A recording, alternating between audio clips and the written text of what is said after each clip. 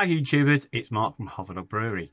Right, today we are kegging the ginger NEIPA. It'll be close transfer. I've got to make a pipe up, but it's just going to be basically a fitting to a fitting. So that's it. I'll pump CO2 into the chubby, which will hopefully push the beer out down the little pipe into a corny keg. Well, that's the idea. Okay, so let's crack on. So I'm kegging the ginger NEIPA, so CO2 in, that's a pickup tube, one piece of tube in, goes into a keg, spunding valves on. I know this is leaking, it's been already had CO2 in it, so it's all CO2 at the bottom. That is the output tube, so it goes all the way to the bottom, so it's filling up from the bottom. In fact, you can see it's a bit colder at the bottom. So it's doing well. It is going down, honest. My keg is leaking at the top, but what I'll do when I finish, I'll whack it at 40 psi, and that will bring up the seal. It's not going to be any hardship to take it off because this keg is full of CO2. Any air that gets in at the top won't get to the beer, so therefore it won't oxidize it. Don't worry, it's fine. I did put my spunding valve on. It would be releasing pressure if there was any in the keg. So look at this now, down, well down. Yep, so that's my closed transfer for the day. This is a bit weird. So whack the pressure up into the old chubby, come on focus, and then that's a beer pickup line, the floating dip tube. It comes in, yep, closed transfer, straight into my keg. The PRV is actually open. Yep, there's no pressure there, but it's not draining, and there's loads of pressure in there. It's almost like the dip tube's blocked, but I've blown CO2 down the dip tube, the floating dip tube, and it's like, yeah, it's blowing out. It's like it won't push the beer out. This thing is really, it's pressurized. I don't know what's going on here. I'll turn that up really high. It's on. Some beer's gone out. It seems to have stopped. So I don't know if these get stuck or is the dip tube, floating dip tube is in a loop. It's not like it's stuck. So let's whack the gas up on this. Just turned on. Yeah, there's gas in there. It's just not doing it. It's stopped. So I don't know what to do now. There's quite a bit in there. There's like, well, let's have a look. So this is the crap design, this bit. What's that? I can't read. 6.5. So where is it? Well, maybe it's got like 3 litres and maybe that's it. But it should still blow it out, shouldn't it? I don't know what's all this bloody chubby. First time I've used it. Right, well that took absolutely ages. I look exactly the same as I did to started. I'm on my phone today because my camera's all messed up, so yeah, I need to get a new camera or something. Anyway, sorted it. The reason for the blockage, well, 2 things. One, that's a chubby, it's fallen on the floor. It was upside down draining, now it's the right way up. Oh God, see? I'm using the forward facing camera and it's like trying to hold the camera and film and don't drop stuff. That's not the right thing. Oh God, right. I'm actually sending this out as is with all the freaking messes up. Right, this thing, yeah, with the little ball on the end. 2 things. One, I forgot all the ginger was in there and it settled on the bottom, so the ball couldn't go any lower down because it was sat on the ginger. And also when I looked, that end bit there, which is nice and clean, was actually full of hops. And I only found that out because I've made a discovery. And hold on, I'm not ready. Right, I'll just have to sort of walk you out. I keep looking up here, but the camera's down there. I know it is. So I discovered, you get your fitting. This is a gas one, it doesn't really matter. I've discovered, if I can prop you up somewhere, really bad, this will be so bad, I just have to sort of shrink down. Right, I've discovered that year fitting, and this is like it screws in a bottle, and everyone knows that goes into there. It does, like that, clicks in. So then that's open and you can clean the whole lot out without taking anything off. I've worked out, this was a window cleaner bottle. I've like vinegary stuff, window cleaner in, and it's now Star San. But what I've worked out is, yeah, wait for it, it's amazing. This thing actually screws on there. So all I have to do now, I won't do it because I'm in the shed, is tip that upside down. It's like a duck in it. All I have to do is tip that upside down, and Star San pulls out the end and cleans it out. Bloody brilliant. Yeah, I could put a bottle on full of Star San and do the same thing, but that's like brilliant, absolutely fantastic. So I'm like, yes, I've just invented something. So all you people out there going, do you know what? I've got a bottle like that. That was, I saw Abbey Brewery, what his name is. He's got a thing in the corner which looks like a Febreze tub, but I'm sure it's the same thread. So that was my brilliant discovery. That thing fits on top of my Star San bottle, which is brilliant. Right, so that's blocked. The outlet was blocked, so no beer would go up, but also it wouldn't sink down any further because of all the ginger. It makes sense to me. So, right, I've kegged it. Pop that up there, make a big noise. So I've kegged the beer, and it looks okay. It's quite dark, but it's about 4.4 when I finished. I must have done some weird wrong calculation on the ATC. This thing isn't working right at me refractometer. Yeah, I see no ships. Yeah, that thing mustn't be working right for the temperature, but aim for 5. Thought I got 5, got 4.3, so I'm happy anyway. Kegged it. Before I kegged it, I actually squirted a bit off with my party tap, and oh my god, it's so bitter. Now the only hops I put in were at 80 degrees, so 30 Sabro, 30 Mosaic, and 30 of Citra. None of those. Well, I don't know about Sabro. I've only brewed with Sabro once. I put 10 grams in. I couldn't even taste it. But none of those really, I thought, would have made it really bitter, especially the hop stand at 80 degrees. So it has had, what are we on today? Friday. So it's had, yeah, about 5 days of, 6 days of dry hopping. I just left it until it had 3 days clear of no change in ABV. So it was fine. So I don't know what's going on there. But it's really bitter. I know Mosaic's got a bit of a weird profile, and if you leave it for another week, it'll calm down. So I'll have to wait and see. But at the moment, it's freaking bitter, which is not a want. No, not what you want from a NEIPA. Okay, well, that's it. Hopefully, I'll show you a bit of the beer next. Hi YouTubers, it's Mark from Hoverdog. Welcome back. So, what I'm going to do today is something which I think a lot of people have commented on. Oh, you never try your beers, all this lot. We never see the outcome. Well, let's try it today. The fridge freezer is making a hell of a racket. I don't know what's going on. So, I have glass, clean glass, got water in it, had water in. Had pop in actually. I've tried some of this new ginger NEIPA. Brewed on the 23rd of the 7th, and today's date is 8th of August. So basically, what that's like 2 weeks in a day. Call it 2 weeks. Let's pour it, and then I'll tell you a story.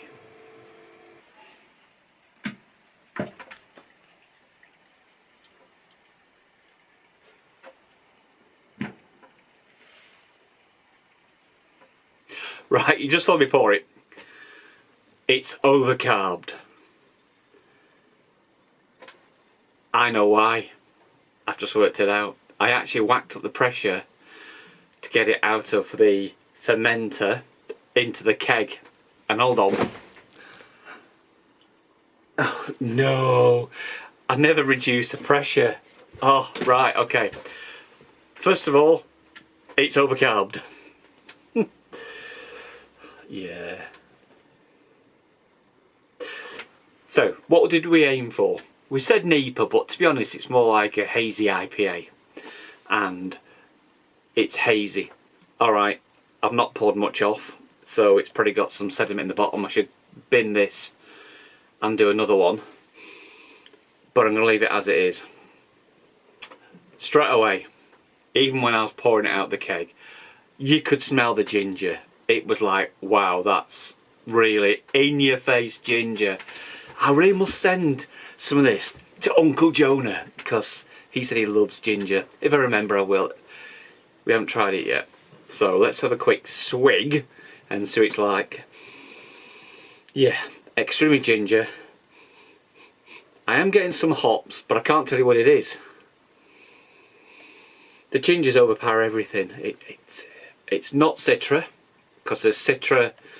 What was a Citra? Oh, I didn't have any Equinox or Equinox, so I used Galaxy. Oh, Sabro. Put loads of Sabro in. It's just ginger.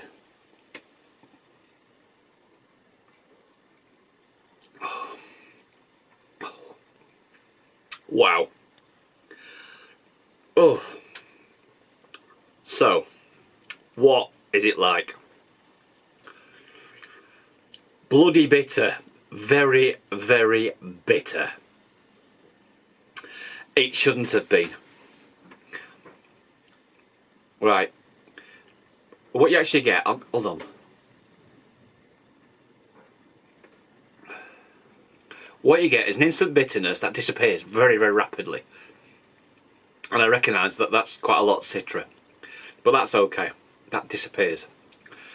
But then you get this growing bitterness. Ah. Yeah, that's not great. The ginger's there. I'm getting the heat from the ginger, which is lovely. And that is lasting for a long time. That's only 500 grams in that 18 litres or 15 litres. That is really coming through. The ginger's still there, but there's a horrible back end nasty bitterness. So what went wrong? I'm just going to have to place that down there for a bit. Oh, it's going to fall off. Hold on. I've got another glass here. It was a tasting glass. It's dirty. I should have a go and see if it's clear. It wouldn't be clear. It's got wheat in it. Right. What went wrong? So my original recipe that I wrote, it was based on a previous recipe I had, and I'd used Equinox. It was very old, so it was Equinox. I know Equinox is, I think, the replacement name for it. But I hadn't got any. I looked in my thing and I thought I've got some definitely. Looked in, could not find it. Looked on my spreadsheet, could not find it. So I thought, right, what's the equivalent for some Equinox? And it came back as Galaxy. Brilliant. 30 grams of Equinox, 30 grams of Galaxy. I did not look at any of the lupulloids and, well, the alpha and the betas, and perhaps I should have done. I've been bitten with Galaxy before, but it's a long time ago and I'd completely forgotten about it. I went on BrewTube official and I noticed other people had said they'd made a beer and it was very, very bitter. And the consensus was from the community, it was the Galaxy. And I think I have the same problem. So there was Citra, Galaxy and another one. Look, I'll try and write it along here, yeah? But it's come out really bitter, and I do blame the Galaxy. It does have a strong taste. I shouldn't really use Galaxy again. I've not got so much left in the freezer in my store, so that's my fault. Maybe also I did the Whirlpool. I did 30 of Galaxy, 30 of Citra, and 30 of the other one, which I can't remember. Yeah, perhaps I shouldn't have done that much. Maybe next time back it off. I've got enough for 2 more brews. Colour wise, actually, it was going to be an NEIPA, and as a bit of a mad moment, I thought, right, let's put in, we had our base malt, which was Marisota. I shoved in some crystal. Now, the crystal says EBC29, I can see it from here, EBC29. But in fact, that's a lot darker than I thought it would be. I know some EBCs like 4 and 8, but I'm sure that I've used darker EBCs than that, and it was paler, the beer. I think that's mislabelled. I did mention this in the brewing footage. So, yeah, maybe 2 things have gone wrong. I think what I should do is just do it with Marisota. I put some honey malt in to try and make it sweeter. I'm just looking at what I've got here. And some wheat malt. So I might do the honey, Marisota and wheat malt, and put some maltodextrin, which got another sugar in it, basically to give it a sweeter back end. That should work. And then on the Whirlpool hops, maybe I did about 20 minutes, maybe do it 10 or 15 minutes and at least half it. Don't use Galaxy. So maybe a bit of Citra, and the other I can't remember, which I'm sure I've just put on screen. But to make it, so I'm looking at the door because the dog's trying to get in, or one of them is. Yeah, so that's the answer. That's what I should do. It's not the beer I wanted. It definitely isn't the beer I aimed for, but that's my fault because I hadn't got the hops I wanted. And maybe I should have looked for an alternative, but it was brew day. I'd not prepared. I looked actually online to see if I can get a bit of the kit. I thought, I'm going to bloody cheat here. Just get a kit and see what it comes out like. But I think it was like 45 quid. And I thought, freaking heck, that's a lot. But then it was like, let's call it 20 litres. It was like 19, but let's call it 20 litres. So I know it's not right. 20 litres, that's like 40 pints. Right, I know it's not. And it's 40 quid, so that's £1 a pint. I'm thinking that is really expensive for homebrew. Really expensive for a NEIPA. And yet when I go to the pub, I'm paying £5 a pint. So then I thought, actually, no, I'm saving £4 a pint if I can make it compared to buying it from a pub. You know, some of the NEIPAs I go to, some of the breweries, even within the brewery, so there's no delivery, there's no carbon footprint of travel and transport, there's no markup by the pub, £6 a pint. I actually, it really winds me up that little bit, where you'll get breweries charging you more, and I have been into some breweries where they charge you more in the brewery than they did, or than the pub did just down the street. It's like, what's all that about? That pub's making profit, so the brewery must be making like double the profit. Some of the pubs do have, some of the breweries do have staff on, and you've got to pay them. But it's not like a pub where you're paying, business rates for that, and electric and all that lot extra you got to put in for that building, because the brewery's already paying for the electric, and it's already paying. Well, alright, it's got to light the place, I guess. And a lot that I go to, they aren't heated. I thought, I've ever been to a brewery that's heated. So they're still paying business rates, so you're paying that anyway. So that should be some money off, not charging more. Look, I'm going off on tangent. God, I sound like Abbey Homebrew, don't I, here? Sat here just like, what grinds my gears this week? What went wrong? The one with the bitter beer. Right, I'm going to stop this. I'm going to pour a bit more and see if it's still really, really cloudy, and maybe there's some hops in the bottom. Hold on. Ye God, that's bitter. Oh, crikey. Whew, I need to brew this with just ginger and...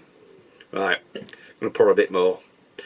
To be honest, when I did it, it came out very, very cloudy when I first did it. So I think there was some sediment. Just poured a bit more. It looked clearer when I was pouring it, but look, yeah. Can you see me? No, I can't see you either. This might actually have to go down the drain. It's so bitter. Or I can put 5 bottles, take it to the local Wigan homebrewers, meet up, give it out and let them drink it. And then go, ha! It's really bitter! Ha! They're probably watching this if I ever go. I've only been a couple of times. If I go, they'll say, I'm not drinking that crap beer, Mark. Oh, the ginger's gorgeous. Oh, yeah, God, that's almost undrinkable. 2 weeks I thought it would settle down, so I guess I'll leave it in the keg. The bitterness might go. Or, oh, was it gone? Oh no, don't say I've lost it. The bitterness won't go, but maybe I can overpower it with some of my citrus psychedelic, what's it called? Citralicious. I've never used this. Oh. Never used it, right. 1, 2, 3 drops. Let's have a go. I'm going to swill it round a bit. Clearly overcarbed.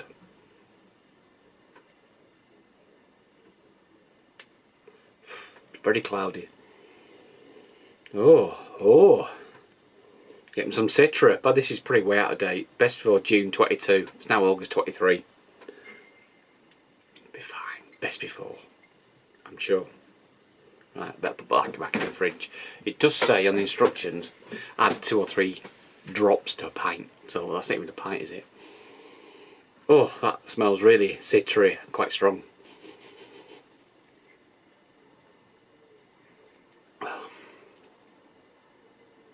Oh, it's getting worse. Oh, no. Right. That is too bitter. If you like your IBUs, it came out at something like 30 or 26. I can't remember now. It wasn't high IBUs, but that's ridiculous. Yeah. Oh, I can't drink any more of that. That's going to go down the drain, I think. I'll leave it there a couple more weeks. This weekend I might be able to brew, but depends on the weather. It's predicted rain on the Saturday, I think, rain on Sunday, but less rain Sunday.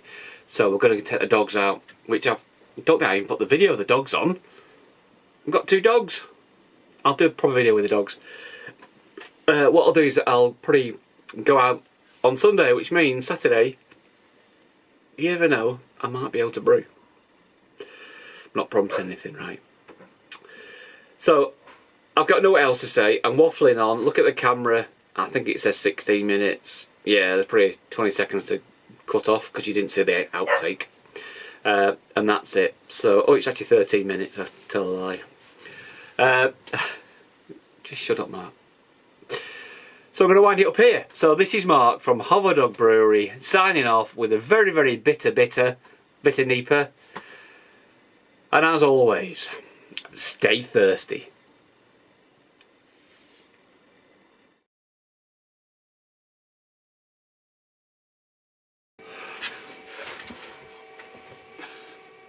Go. That's the dog. Cut all that bit out. New video.